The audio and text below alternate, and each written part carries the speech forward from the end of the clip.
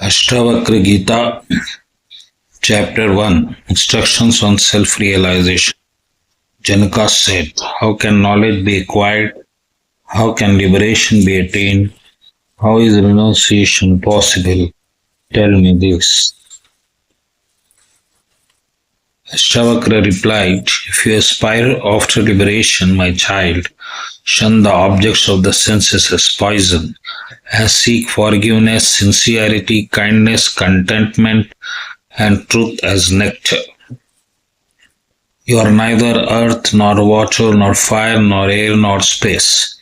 In order to attain liberation, know the self as the witness of all these and as consciousness itself. If you detach yourself from the body and rest in consciousness, you will at once be happy, peaceful, and free from bondage. You do not belong to a Brahmana or any other caste or into an ashrama. You are not pursued by senses, unattached, formless, and witness of all are you, be happy. Virtue and vice, pleasure and pain are of the mind and not of you. O all-pervading one, you are neither doer nor enjoyer, verily you are ever free. You are only the one seer of all and really ever free. Verily, this alone is your bondage, that you see yourself not as seer but as something other. Do you have been beaten by the great black serpent of the egoism? I am the doer. Drink the nectar of the faith. I am not the doer, and be happy. Burn down the forest of ignorance with the fire of conviction. I am the one and pure consciousness, and be free from grief and be happy. You are that consciousness, bliss, and supreme bliss in and upon which the universe appears superimposed like a snake on a rock. Live happily. He who considers himself free is free indeed, and he who considers himself bound and remains bound. As one thinks, so one becomes, is the popular saying in the world, and it is quite true. The self is witness, all-pervading, perfect, one, free, consciousness, actionless, unattached, desireless, and quiet. Though illusion, it appears as if it is of the world, subject to ever-repeating cycle of birth and death. Having given up external and internal self-modification and the illusion, I am the reflected individual self. Meditate on the Atman as immutable consciousness and non-dual. My child, you have long been caught in the nose of body consciousness. Sever it with the sword of knowledge. I am the consciousness, and be happy. You are unattached, actionless, self-effulgent, and without any blemish. This indeed your bondage, that you practice meditation. You pervade this entire universe, and this universe exists in you. You are really pure consciousness by nature. Do not be small-minded. You are unconditioned, immutable, formless, of cool disposition, of unfathomable intelligence, and unperturbed desire consciousness alone. Know that which has formed to be unreal and the formless to be permanent. Through these spiritual instructions, you will escape the possibility of rebirth. Just as the mirror exists within and without the image reflected in it, so the Supreme Self exists inside and outside the body.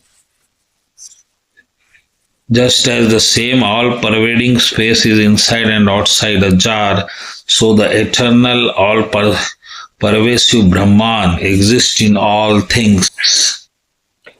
Chapter 2, Joy of Self-Realization. Janaka said, Oh, I am spotless, tranquil, pure consciousness beyond nature. All this time I have been merely duped by illusion. As I alone reveal this body, even so do I reveal this universe. Therefore mine is all this universe, and verily nothing is mine. O having renounced the universe together with the body, I now perceive the Supreme Self through the secret of wisdom. As the wave, foam, and bubbles are not different from water, so the universe emanating from the self is not different from it. Just as cloth, when analyzed, is found to be nothing but thread, so this universe, when analyzed, is nothing but the self. Just as the sugar generated in sugarcane juice is wholly pervaded by that juice, so the universe produced in me is permeated by me through and through. The world appears from ignorance of the self and disappears with the knowledge of the self, just as the snake appears from non-cognition of the rope and disappears with its recognition. Light is my very nature. I am no other than light. When the universe manifests itself, verily then it is I that shine. Oh, the universe appear in me, conceived through ignorance, just as silver appears in the mother of pearl, snake in the rope, and water in the sunbeam. Just as the jug dissolves into a clay, a wave into water, or bracelet into gold, so the universe which has emanated from me will dissolve into me. Wonderful am I, adoration to myself who know no decay and survive even the destruction of the world, from Brahma down to the dump of grass. Wonderful am I, adoration to myself who though with the body am one who neither goes anywhere nor comes from anywhere but abide in pervading the nature. Wonderful am I, adoration to myself, there is none so capable as I, who am bearing the universe for all eternity without touching it with the body. Wonderful am I, adoration to myself who have nothing or all that is thought and spoken of. Knowledge, knower, and knowable, these three do not exist in reality. I am that stainless self in which this trade appears through ignorance. Oh, the root of the misery is duality. There is no other remedy for it except the realization that all objects of experience are unreal and that I am pure one consciousness and bliss. I am pure consciousness. Though ignorance, I have imposed limitations upon myself. Constantly reflecting in this way, I am abiding in the absolute. I have neither bondage nor freedom, having lost its support. The illusion has ceased. Oh, this universe, though existing in me, does not in reality so exist. I have known for certain that body and the universe are nothing and that the self is pure consciousness alone. So on what is it now possible to base imagination? Body, heaven and hell, bondage and freedom, as also fear, all these are the mere imaginations. What I have to do with all this, I whose nature is pure consciousness? Oh, I do not find any duality even in the multitude of human beings, therefore has become like a wilderness. To what should I attach myself? I am not this body, nor have I a body. I am just not Jiva. I am pure consciousness. This indeed was my bondage that I had a thirst for life. Oh, in me the limitless ocean, on the rising of the wind of the mind, diverse waves of the world are produced forthwith. With the claim of the wind of the mind in the infinite ocean of myself, the arc of universe, unfortunately for Jiva, the trader, meets destruction. How wonderful in me the shoreless ocean, the waves of individual selves, according to their nature, rise, strike each other, play for a time and disappear. Chapter 3, Ashtvakra said, having known yourself as really independent and one, how is it that you, knower of the self and serene, feel attached to the acquisition of a wealth? Alas, as greed arises from illusion of the silver caused by ignorance of the mother of peril, even so arises attachment to the object of illusory perception from ignorance of the self.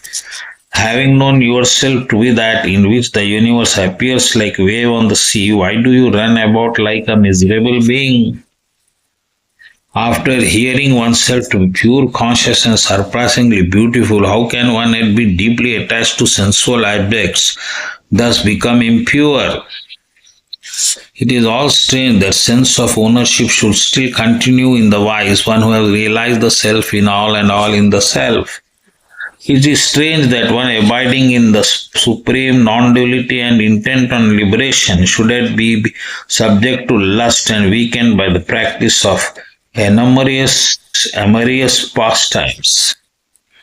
It is strange that the knowing lust to be an enemy of knowledge, a man who has grown up extremely weak and reached his last days should yet be eager for sensual enjoyment. It is strange that one who is unattached to the objects of this world and the next, who discriminate the eternal from the transient and long for emancipation, should yet fear dissolution of the body. Fetched and feasted or tormented, the serene person ever sees absolute self and is neither gratified nor angry. The high-souled persons witnessing his own body as acting as if another's, as such, how can be disturbed by praise and blame? Realizing this universe as mere illusion and losing all curiosity, how can one of steady mind yet fear the approach of death? With whom can we compare that great souled one who is content with self-knowledge and does not hanker even after liberation? Why should that steady-minded one who knows the object of perception to be its very nature, nothing, consider one thing acceptable and another thing unacceptable? He who has given up worldly attachment from his mind, who is beyond the pair of opposites, and who is free from desire, to him no experience coming as a matter of course causes either pleasure or pain. Ashtavakra Gita chapter 4. Janaka said, O the man of understanding, the knower of the self who plays the game of life has no similarity to deluded beast of burden of the world. O the yogini does not feel elated abiding in state in which Indra and all other gods hanker and have thus become happy. Securely, the heart of one who has known the self is not touched by virtue and vice, just as the sky is not touched by smoke, even though it appears to be. Who can prevent that great souled one who has known this entire to be the self alone from acting spontaneously? Of the four kinds of created being, from Brahman down to the clump of grass, it is wise one alone who is capable of renouncing desire and aversion. Rare is the man who knows the self as one without a second and the Lord of the universe. He does what he considers worth doing and has no fear from any quarter. Chapter 5, Ashtavakra Gita. Ashtavakra said, You are free from contact with anything whatsoever. Therefore, pure as you are, what do you want to renounce? Destroy the body complex and in this way enter into the state of dissolution.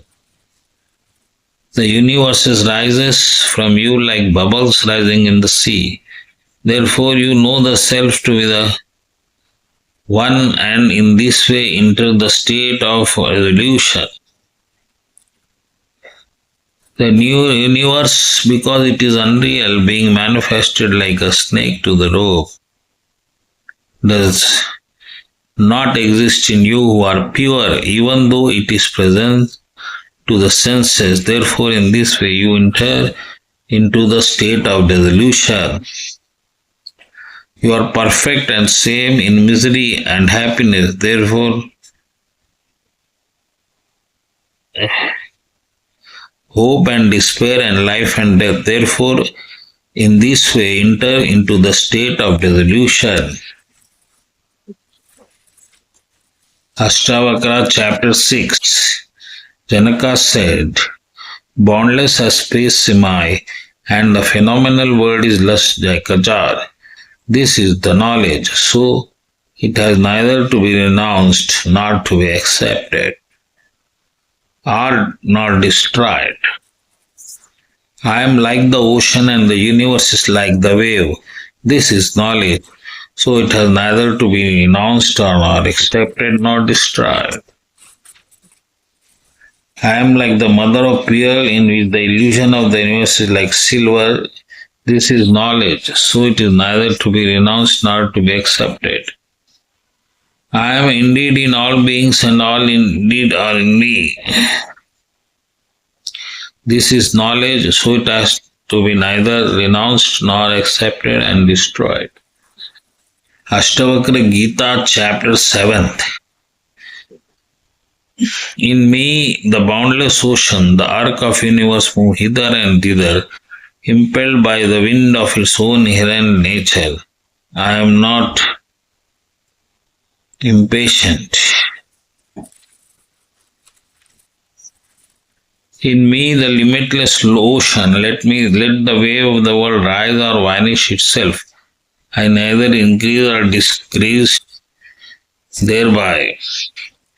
In me, the boundless ocean is the imagination of the universe. I am quite well tranquil and formless. In this alone do I abide. The self is not in the object, nor in the object of the self, which is interest.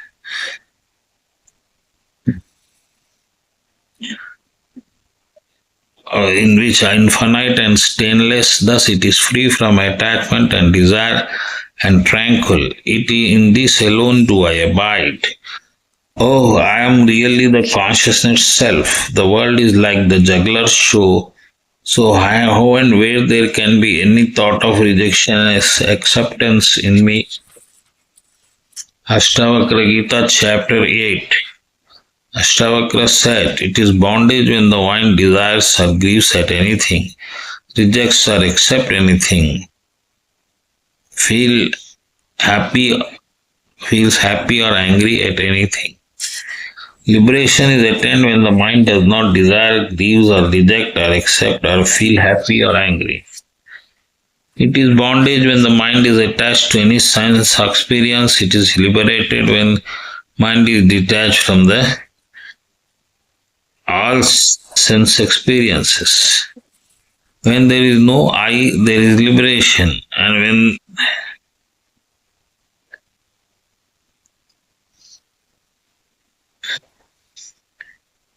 there is a bondage. Considering thus, I easily refrain from accepting or rejecting anything. Ashtavakra 9th chapter. Ashtavakra said, duties done and not done, as well as the pair of opposites, when do they cease or for whom? Knowing thus, be desireless and intent upon renunciation through complete indifference to the world. Rare indeed, my child, is that blessed person who desires for life, enjoyment and learning have been extinguished by observing the ways of men. The man becomes calm by realizing that all value is visualized by the threefold miseries and is transit, unsubstantial, contemptible, and should be rejected. What is the time or that age in which the pair of opposites does not exist for men? One who, quitting the body, is content with what comes of itself, attains perfection.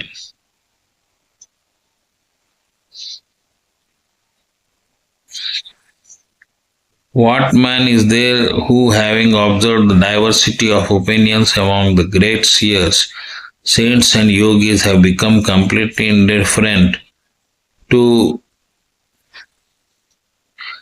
learning, does not attain quietude? He who gains knowledge of the true nature of pure consciousness by complete indifference to the world by equanimity and by reasoning, and also save himself from the round of birth and death. Is he not really spiritual guide?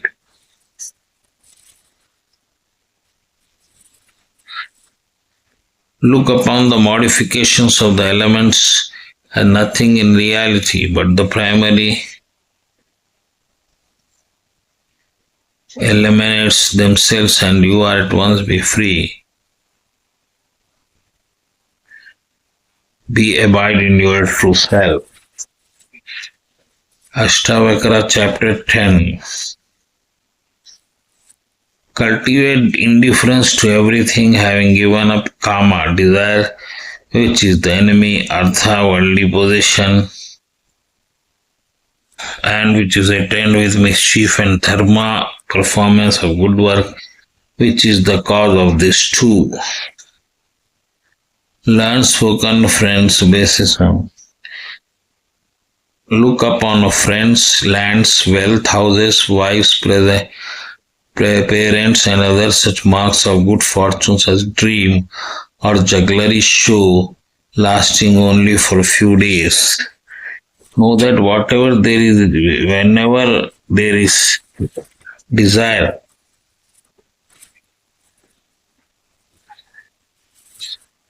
there is the world. Be taking yourself to firm non-attachment, go beyond the desire and be happy. Bondage consists only in desire, and the destruction of desire is said to be liberation. Only by non-attachment to the world does one attain the constant joy of realization of the self. You are the one pure intelligence. The universe is not intelligent and unreal. Ignorance also is no real entity. What can you yet desire to know? Kingdoms, sons, wives, bodies, and pleasures have been lost to you birth after birth, even though you were attached to them. Enough of prosperity, desires, and pious deeds. The mind did not find repose in the dreary forest of the world. For many births you have not done hard and painful work with body, mind, and intelligence, and with speech.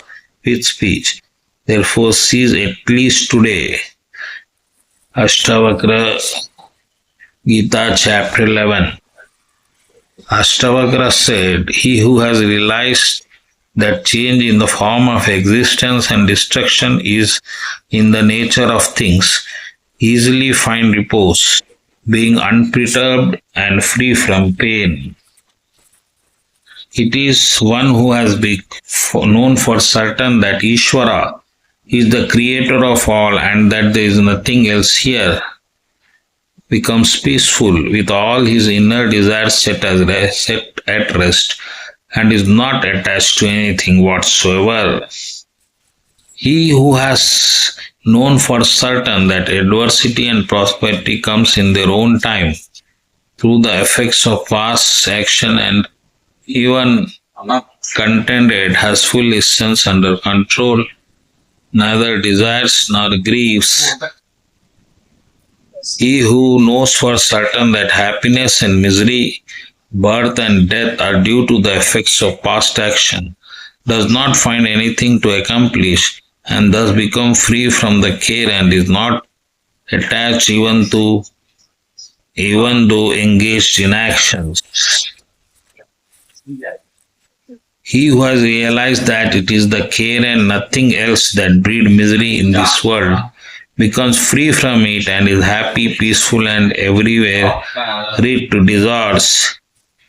I am not the body, nor is the body mine. I am the consciousness itself.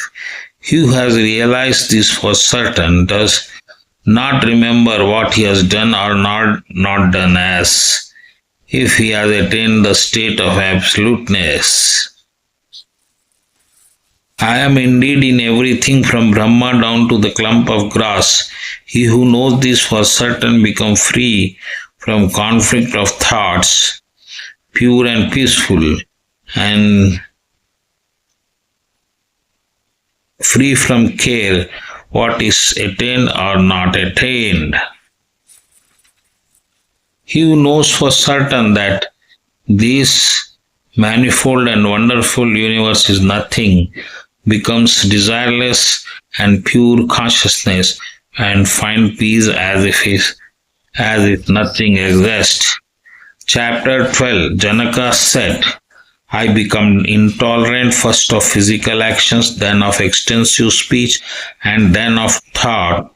Thus, therefore, do I firmly abide. Having no attachment for sound and other sense objects and self, not being an object of perception, the mind is freed from the distraction and is one-pointed. Therefore, do I firmly abide. An effort has to be made for concentration when there is a distraction of mind owing to superimposition. Seeing this, it is to be the rule, thus do I firmly abide. Having nothing to accept and nothing to reject, and having neither joy nor sorrow, thus, sir, do I now firmly abide. A stage of life and no stage of life. Meditation, control of mental functions, findings that these cause distraction to me, thus verily do I firmly abide. Abstention from action is as much as the outcome of ignorance as the performance of actions. Knowing this truthfully well, thus do I firmly abide. Thinking of the unthinkable, one only has recourse to form a thought. Therefore, giving up that thought, thus do I firmly abide. Blessed is the man who has accompanied this. Blessed is he who is such by nature. Chapter 13. Janaka said, tranquility which is born of the consciousness that there is nothing but the self is rare. Even one who has wear but a loin cloth. Therefore, giving up renunciation and acceptance, I live happily. There is a trouble of the body here, trouble of the tongue there, trouble of the mind elsewhere. Having renounced this in life's supreme goal, I live happily. Fully realizing that nothing whatsoever is really done by the self, I do whatever presents itself to be done, and so I live happily. The yogis are attached to the body, insist upon action and inaction. Owing to the absence of association and dissociation, I live happily. No good or evil occurs to me by staying, going, or sleeping. So whether I stay, go, or sleep, I live happily. I do not lose by sleeping nor gain by striving. So giving up the thoughts of loss and elation, I live happily. Observing again and again the inconsistency of pleasure and pain under different circumstances, I have renounced good and evil, and I live happily. Chapter 14. Janaka said, he verily has his recollections of worldly life exhausted, who is empty-minded by nature. Who thinks of sense objects involuntarily, and who is as it were awake through sleep. When desire has melted away, where there are my riches, where my friends, where are the robbers in the form of sense objects, where the scriptures, where the knowledge. As I have realized the Supreme Self, who is the witness and the Lord, and have become indifferent to both bondage and liberation. I feel no anxiety for emancipation. The different conditions of one who is within is devoid of doubts, but outwardly moves about at his own pleasure is like a deluded person can only be understood by those like him. Ashtavakra said, chapter 4:15. Ashtavakra said, a man of pure intellect realizes the self even by instructions casually imparted. A man of impure intellect is bewildered in trying to realize the self even after inquiring throughout his life. Non-attachment of sense object is liberation, love for sense objects is bondage. Such verily is the knowledge. Now do as you please.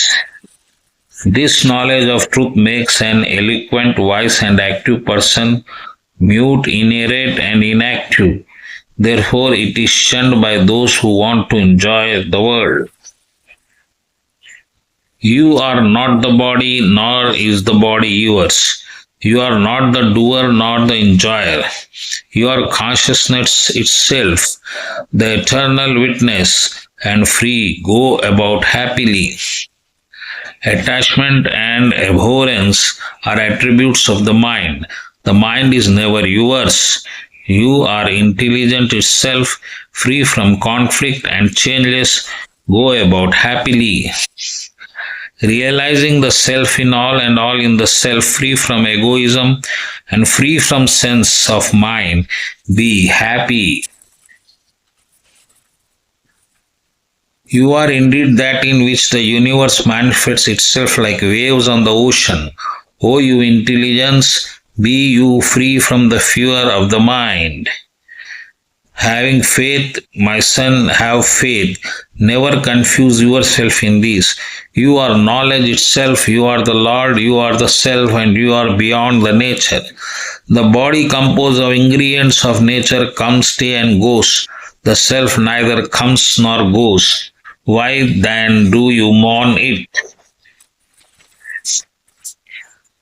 Let the body last to an end of the kalpa, or let it go even today. Where there is an increase or decrease in you who are pure intelligence. In you who are the infinite ocean, let the waves of the universe rise or fall according to their own nature. That means no gain or loss to you. My child, you are pure intelligence itself. This universe is nothing different from you. Therefore, how and where can anyone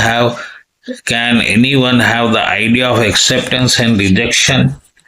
From where will there be a birth, action, and even egoism for you who are one immutable, calm, stainless, and pure consciousness? You alone appears as whatever you pursue. Do bracelet, armlets, and anchor appear different from gold? Completely give up such distinction as I and he, and I am not this, considering all as the self, be desireless and happy. It is through your ignorance alone that universe exists.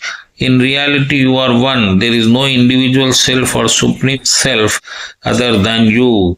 One who knows for certain that this universe is but an illusion and nothing becomes desireless, and pure intelligence finds peace as nothing exists. In the ocean of the world, only one was, is, and will be. You have neither bondage nor liberation. Live contented and happily. O pure intelligence, do not disturb your mind with affirmation and negation. Be calm and abide happily in your own self, which is bliss itself. Completely give up the contemplation and hold nothing in your mind. You are verily the self-free. What will you do by thinking? Ashtavakra Gita, 16th chapter. Ashtavakra said, my child, you may often speak upon various scriptures or hear them, but cannot be established in the self unless you forget all. O wise, you may enjoy your work or practice mental concentration, but your mind will still yearn for your own true nature, which is beyond all objects and which all desires are extinguished.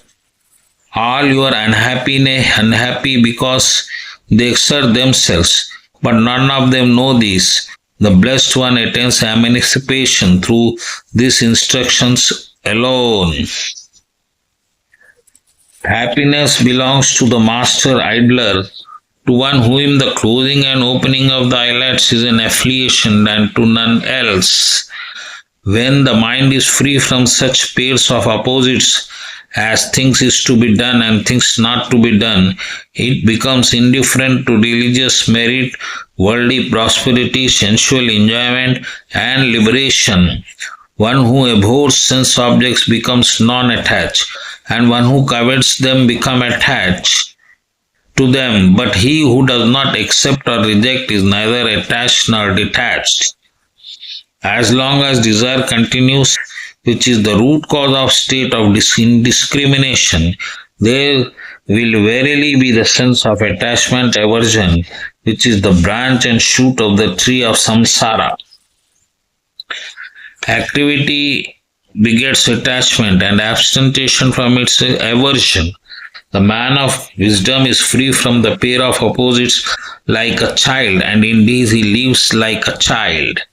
One who is attached to the world wants to renounce it in order to avoid sorrow, but one who is without attachment is free from sorrow and does not feel miserable even in this world. He who has egoistic feeling even towards liberation and consider even the body as his own is neither jnani nor yogi, he only suffers misery. Let even Hara, Hari and Lotus born Brahma by your instructors, but unless you forget all, you cannot be established in the self. Chapter 16, Ashtavakra said, he has gained the fruit of knowledge as well as the practice of yoga, who contented and with purified senses ever enjoys being alone. Who, the knower of truth, is never miserable in this world, for the whole universe is filled by the himself alone. No sense objects ever please him who delights in the self, even as the leaves of the neem tree do not please the elephant who delights in lucky leaves.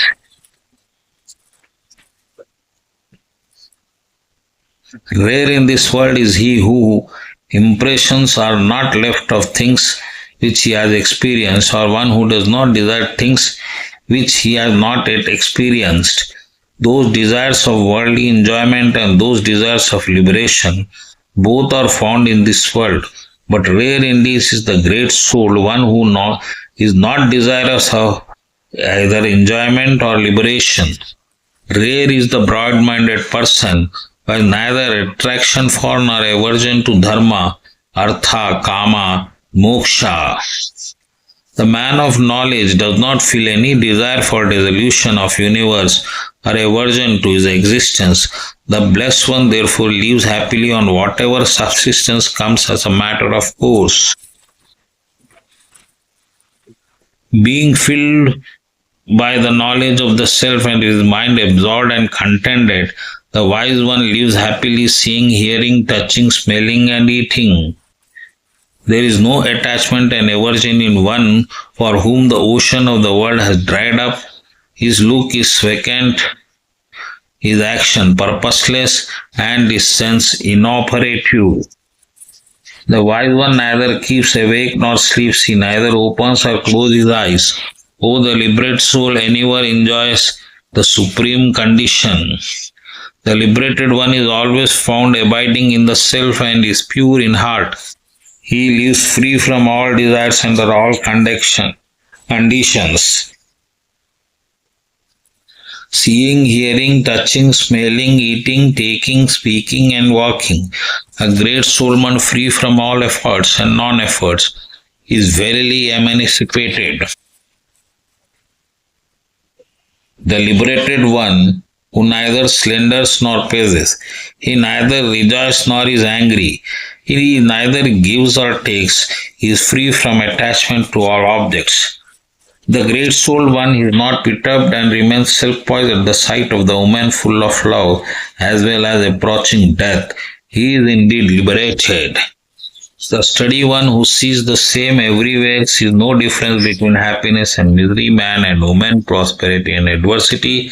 In the wise, one who has worldly life is exhausted and who has transcended the limitations of human natures. There is neither compassion nor any desires to harm, neither humility nor insolence, neither wonder nor mental disturbances. The liberated one neither abhors the objects of the senses nor craves for them. Even with a detached mind, he experiences them as they come. The wise one of the vacant mind knows not the conflict of contemplation and non-contemplation. Good and evil he abides as it were in a state of absoluteness, devoid of feeling of I and mine, know for certain that nothing is, and with all his inner desires set at rest. The man of knowledge does not act, though he may be acting. An indescribable state is attained by one whose mind has melted away its function having ceased to operate, and who is free from delusion, dreaming, and dullness. Chapter 18. Ashtavakra said, Salutation to that which is bliss itself by nature, calmness, and effulgence with the dawning of knowledge, of which all delusions becomes like dream. One gets plenty of enjoyment by acquiring all kind of worldly objects. Surely one cannot be happy without renouncing them all. How can one whose heart core has been scorched by the heat of the sun of sorrow arising from the duty enjoy happiness without the continuous shore of ambrosia of tranquility? This universe is but a state of consciousness. In reality, it is nothing. The existent and non-existent do not lose their inherent natures. The self, which is absolutely effortless, immutable and spotless, is neither far away nor limited. It is verily ever attained. Those whose vision is unveiled as soon as illusion ceases, the self is realized, live with their sorrow dispelled, knowing all as a mere imagination and the self is free and eternal. Does the wise one act ignorantly like child? Know for certain that oneself is Brahman and that existence, non-existence are figments. What does one who is free from desires know, say or do? Such thoughts as this indeed am I, and this I am not are annihilated by the yogis who has become silent by knowing for certain all as the self.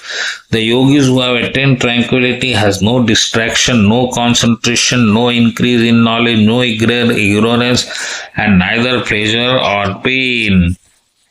In heaven or in beggary, in gain or loss, in society or solitude, there is no difference to the unconditioned yogis. Where is dharma? Where is artha? Where is kama? Where is moksha? Where is the discrimination for the yogis who have transcended such dull notions as this is to be done and this is not to be done? The yogi who is liberated while living has neither any duty nor any attachment at heart. His action pertain to the present life only, being the merely effects of his past karma. Where is delusion? Where is the universe? Where is renunciation? Moreover, where is liberation for a great soul one who rests beyond the world of desires? He who sees universes may try to deny it, but who has the desireless to do so, he sees not even though he sees. He who has seen the Supreme Brahma meditate, I am Brahma. What does he who has transcended all thoughts thinks when he has seen no second? He indeed controller himself who sees distraction in himself, but the great one is not distracted. Having nothing to accomplish, what does he do? The man of knowledge, though living like ordinary man, is contrary to him. His is neither concentration nor distraction nor defilement of his own. He who is beyond the existence and non-existence, who is wise, satisfied and free from desires, does nothing even if he may be acting in the eyes of the world. The wise who lives on happily doing what comes to him to be done does not feel eagerness either in activity or inactivity. Blown by the wind of the samskara, the desireless, independent, free and liberated persons move about like a dry leaf. There is no joy or sorrow for one who has transcended the worldly existence. Even with the serene mind, he lives like one without a body. The wise man who delights in the self and whose mind is calm and pure has no desires to renounce anything whatsoever, nor does he feel any loss anywhere. Naturally, of the vacant mind and doing what comes of itself, the wise, unlike an ordinary man, is not affected by honor and dishonor. One who acts in conformity with such thoughts as this is done by the body and not by me, the pure self, such a one, even though acting, does not act. The wise one who is weary of diverse reasoning has attained repose, neither thinks nor knows, nor hears nor sees. As the wise one has no distraction and does not practice meditation, he is neither an aspirant for liberation nor is in bondage. Having known the universe to be a figment, even though he sees it, he exists as Brahma itself. He who has egoism in his acts, even though he does not act, surely the wise one is free from egoism, does not act, even though he acts.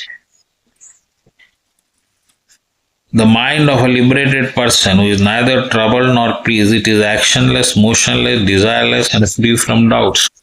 The mind of the liberated one does not exert itself to be either meditative or active, but it becomes meditative or active without any motive.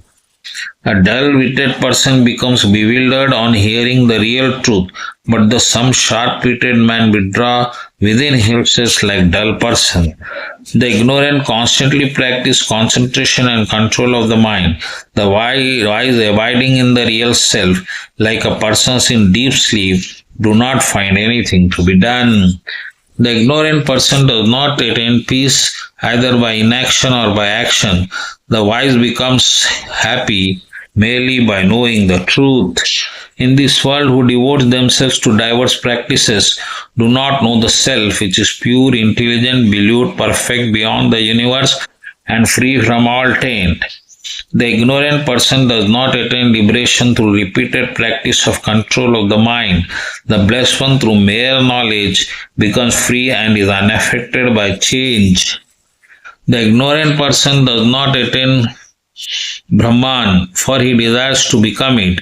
The wise one, it certainly realizes the nature of Supreme Brahma, even without desiring to do so.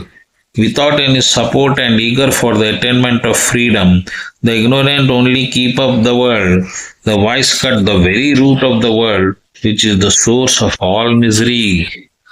The fool desires peace through control of the mind and does not attain it. The wise one knows the truth and is ever of a tranquil mind.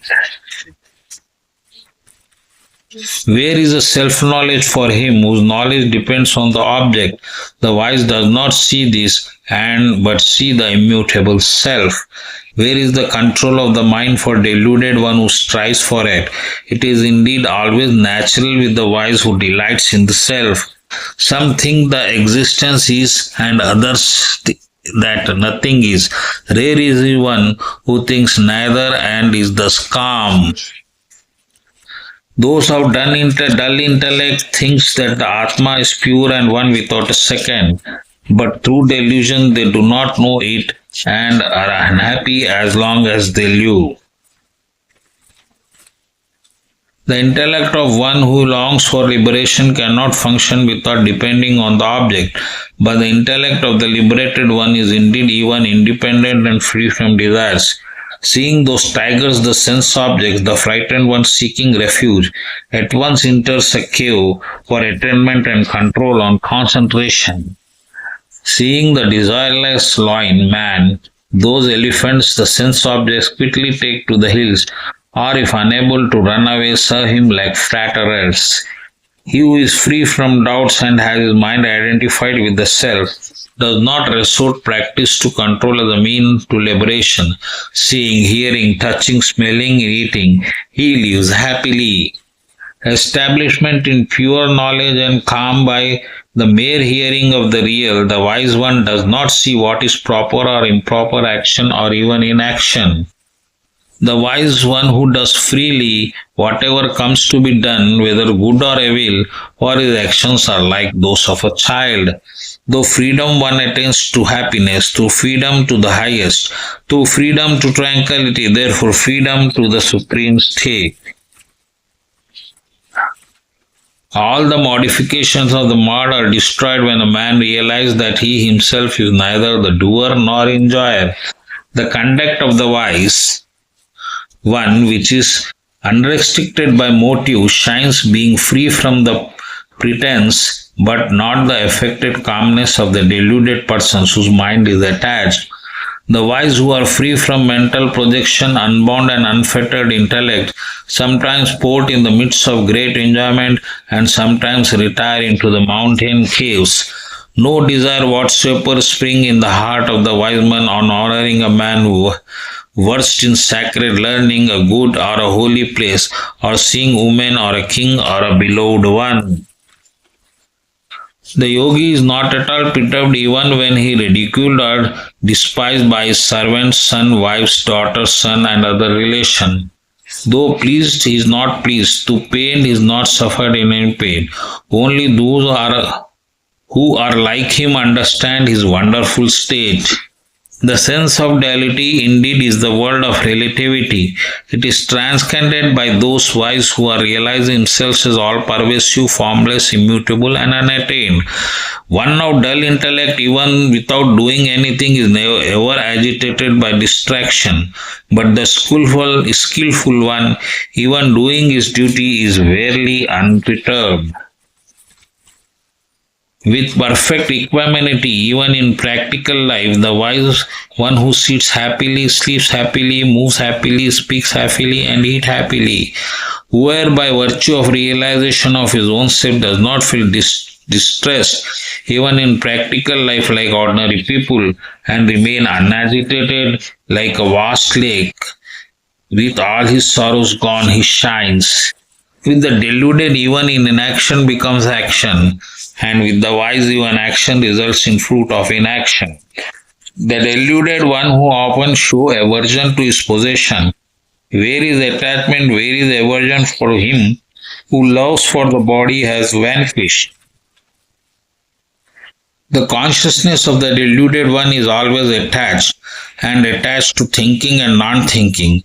But the consciousness of wise one, though attended with thinking, the thinkable is of the nature of unconsciousness. The wise one who has no motive in all his actions, who moves like child and is pure, has no attachment even to work that is being done by him. Blessed indeed is that knower of the self who has transcended the mind, and who, even though seeing, hearing, touching, smelling, and eating is the same under all conditions. Where in the world and where it appearance, where is the end and where are the means for wise, one who has ever changeless like the firmament. Glorious is one who is free from all desires, who is perfect embodiment of bliss, which is his own nature, and who is spontaneously observed in the unconditioned self. In short, the great souled one who has realized the truth is free from the desire of enjoyment and liberation and devoid of all attachment at all times in all places. What remains is to be done by whose pure consciousness he has renounced phenomenal existence, which begins with Mahat and is manifested through mere name. The pure one who knows for certain that this universe is the product of illusion and that nothing exists, the imperishable self is revealed to him and he naturally enjoys peace. Rule of conduct, dispassion, renunciation, restraint of the sense. What are these to be one who is by nature pure effulgence and does not pursue any objective reality? Where is bondage or liberation, joy or sorrow for one who shines here as the infinite and does not pursue relative existence? Only the illusion of the world prevails. The reality of the world vanishes with the knowledge of the self, the wise one who lives without the feeling of highness, mightness, and attachment. To the wise one who perceives the self as imperishable and free from grief, where is knowledge, where is universe, where is the feeling, I am the body is mine. No sooner does the man of dull intellect give up such practices as mind control than he becomes a prey to desires and fancies. Even hearing the truth, the man of dull intellect does not give up his delusion. Through suppression, he appears to devoid of mental activity. A craving for sense objects lurks within him. He whose work has ceased with the dawn of knowledge does not find an opportunity to do or to say anything, even though in ordinary people's eyes he is doing work. For the wise who is never immutable or fearless, where there is darkness, where light, where moreover is there any loss, there is nothing whatsoever.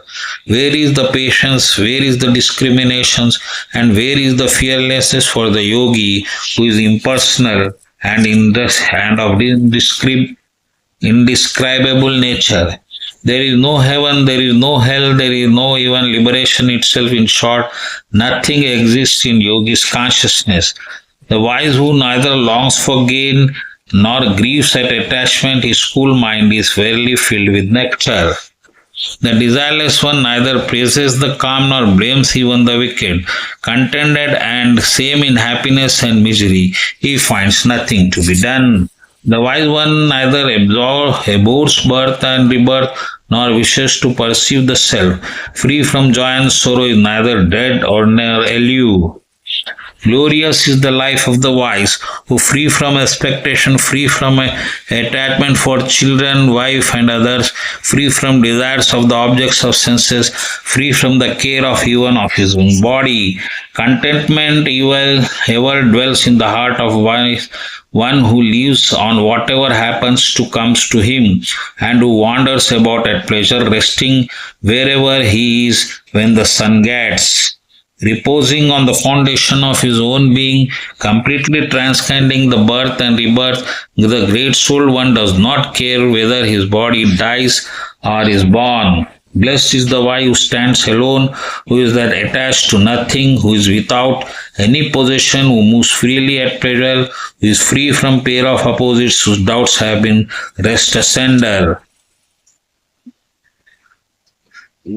Who is there to stand comparison with liberated soul who has no desire whatsoever at heart, who is contented and indifferent to everything?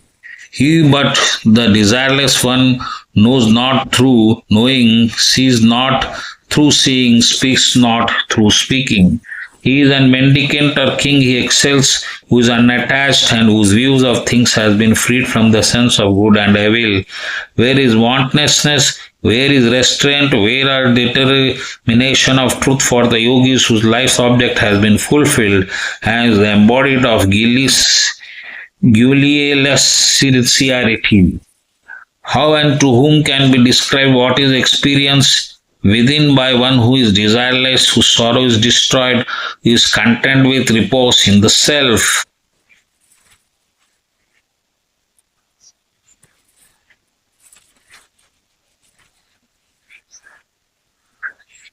Not asleep when he is sleeping soundly, not lying down even when dreaming, and not awake in the waking state. Such is the wise one who is contented in all directions. The man of knowledge is devoid of thought, Even when he is engaged in thought, is devoid of sense organs, even though he is engaged them, is devoid of intelligence, even though endowed with, he is devoid of sense ego, even though he possesses it. The man of knowledge is neither happy nor miserable, nor attached nor unattached, neither liberated nor an aspirant for liberation, is neither this or that. The blessed one is not distracted even in distraction, is not meditative even in meditation, nor dull without even in state of dullness, and is not learned even though he possessed of learning. The liberated one who abides in the self under all condition, who is free from the idea of action of duty, who is the same in everywhere, does not, owning to desirelessness, reflect upon what he has or has not done. Praised the wise one who does not feel pleased and blamed, he does not feel annoyed, he is neither rejoiced nor fears death. The tranquil minded one seeks neither the crowded place nor the wilderness. He remains the same under any condition in any place. Chapter 19, Janaka said, I have extracted from the innermost recesses of my the throne of different opinions, using the pincer of the knowledge. Where is Kama? Where is Artha? Where too there is discrimination? Where is duality? Even where is non-duality for me who abide in my own glory? Where is past? Where is future? Even present? Where is space? Where even is eternity for me abides in my glory? Where is self? Where is non-self? Where is like good and evil? Where in anxiety and non-anxiety for me who abides in my own glory? Where is dreaming? Where is deep sleep? Where is wakefulness? Where is fourth state? Where even in fear of me who abides in my glory? Where is distance? Where is proximity? Where is exterior? Where is interior? Where is grossness? And where is subtlety?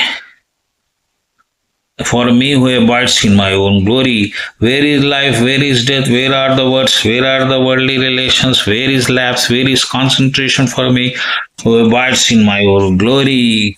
To talk about the three ends of life is needless. To talk about yoga is purposeless. And even talk about wisdom is irrelevant for me who reposes in the self. Chapter 20, Janaka said, where is the element, where is the body, where are the organ, where is mind, where is void, where too is despair for me, who am taintless by nature? Where are scripture, where is knowledge of the self, where is the mind not attached to sense object, where is contentment, and where is desirelessness for me who is ever devoid of sense of duality? Where is knowledge? Where is ignorance? Where is I? Where is this? Where is mind? Where is bondage? Where is liberation? Where is attribute to the nature of myself? Where is prarabdha karma? Where is liberation in life? Where is liberation and death for me under differentiated? Where is the object of? Where is the doer or the enjoyer? Where is the cessation of thought, rising of thought? Where is direct knowledge reflected? Ever impersonal. Where is the world? Where is the aspirant for? Where is the contemplative man? Where is the man of knowledge? Where is the soul in bondage? And where is the liberated person for him who am non-dual by nature?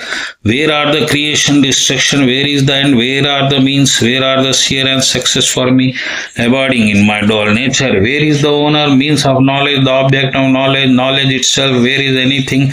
Where is nothing for me, even who am I ever pure? Where is distraction? Where is concentration? Where is knowledge? Where is delusion? Where is joy? Where is sorrow for me, who am ever actionless?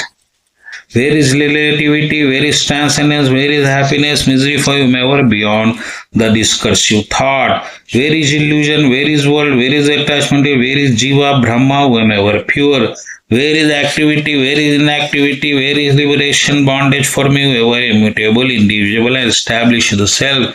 Where are the instruction and scriptural injunction? Where is the disciple? Where is the prospector? And where is the object of life for who has absolute good and free from limitation?